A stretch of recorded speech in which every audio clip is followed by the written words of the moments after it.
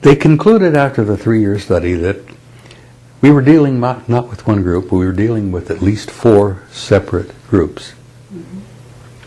Photographs of crashes, retrievals, landings, and contacts, where they had landed and contacted people, indicated that they were humanoid, all of the 4 different groups. Out of the 4 different groups, all humanoid, one group was so human looking that just like us, they could sit next to us in a restaurant, they could sit next to you in a theater, and you would never know. That was the ones that bothered the admirals and the generals the most.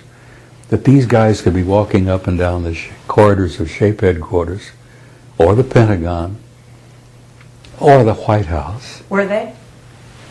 I have always suspected that, yes, they have been. Okay, have you met any? I've met a couple who I am convinced were from somewhere else, yes. Okay. But that's another story, and we'd be here till midnight if I got into that. I Let me finish with what I was telling you about the SHAPE study. The assessment concluded we were dealing with incredibly advanced technology.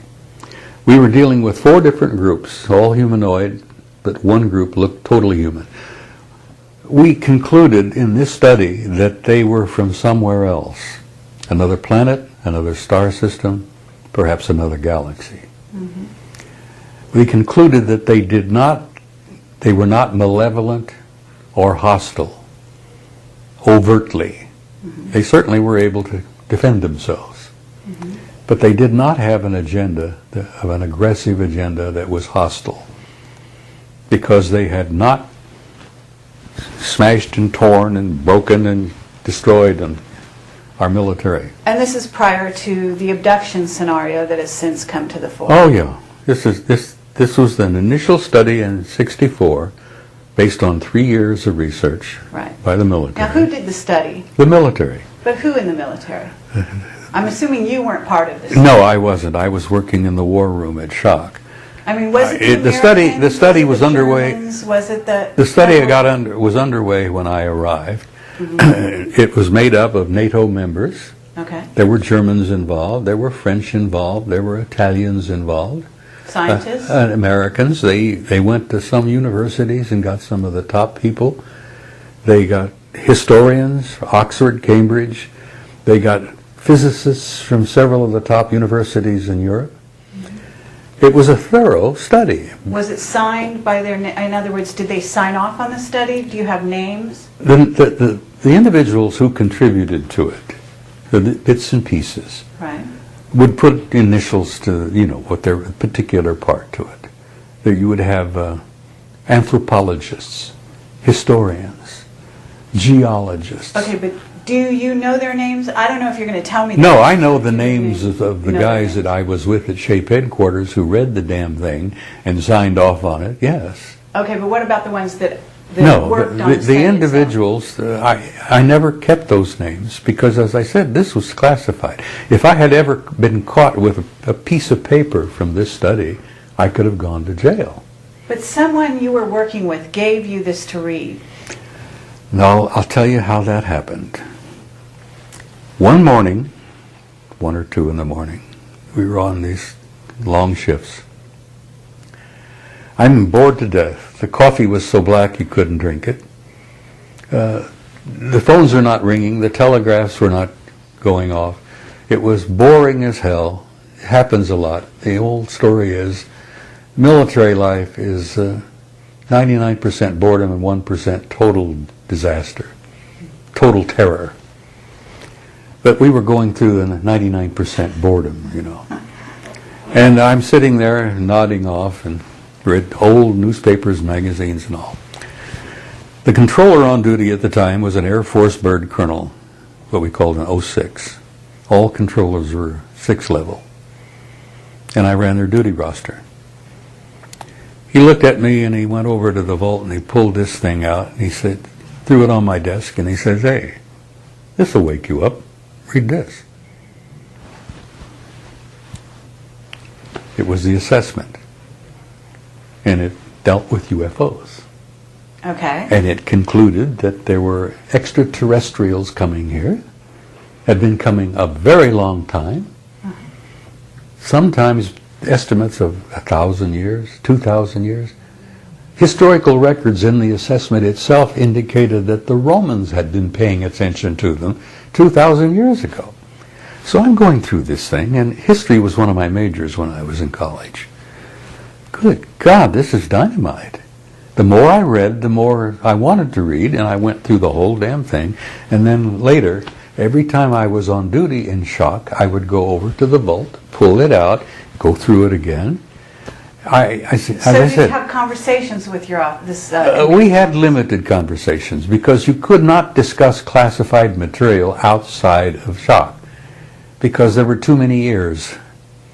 Sure. We were having a problem in those days, and let me give you another little side bit here of history. We were in the middle of a vast French spy ring, which, if you really want to do the follow-up on that, you get a book by Leon Uris called Topaz. Oh, cool. Yeah. It was made into a movie. That's right. Uris laid it out. This was a French spy ring was going on in Paris. I was there at the time, and we'd find French Air Force officers. We found a French general one time in the woods outside of Shape with a bullet hole in his head. Guys were jumping out of apartments in Paris. It was a major scandal. De Gaulle was the president. Okay, but what was the objective of the spy ring? The spy ring was Soviet, to find out what we knew that they didn't know. So they had been buying and paying off people all over Europe, Hungarians, French, so Germans. What has that got to do with finding the assessment? What it got to do is, as a side, is that the UFO issue, no information ever came from Washington or London to Shape headquarters on the UFO matter because of the French spy ring. Everything that came from Washington and London to Paris ended up in Moscow.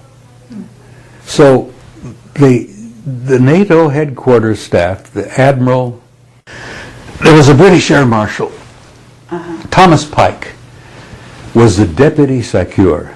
Sir Thomas Pike, after the incident in February of '61, said, "We're going to have to figure what the hell's going on here. We're getting nothing from Washington or London on this issue.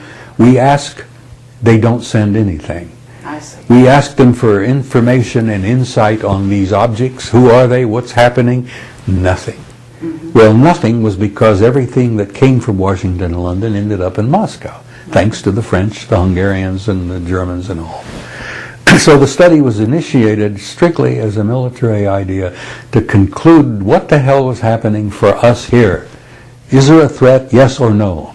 They concluded apparently not, because these guys had been coming and going for a long time. The History Annex took it back a couple of thousand years. The records, the photographs, the drawings, the paintings, it was unbelievable material. This was all just wild for me, you see. So are you saying that the technology that was used by Hitler and his group, some of which was brought back to the United States, was not known to the West, to the people in NATO that were doing this report? Of course not. It was highly classified. But it's a classified document. So you're saying there is classification. You have a classified document here, and then you have a classified document here, and the guys who wrote this one and have access to this one can't read that one because they don't have the need to know. Okay. Now the guys that have got this one and wrote it and read it and talk about it, they can't read this one because that's another separate classified document. There's some kind of animosity, I don't know, to this day between NATO, right, and the U.S. and... Honey, you should have seen the animosity that existed in Shape headquarters itself. Okay. It was so bad that the Greeks and the Turks wouldn't even walk on the same side of the corridor. Cyprus was an issue back then, still is. So we had Greeks and Turks snarling and frowning at each other, and we had the French. Oh, excuse me, bless their hearts. The French were a pain in the butt from the very beginning.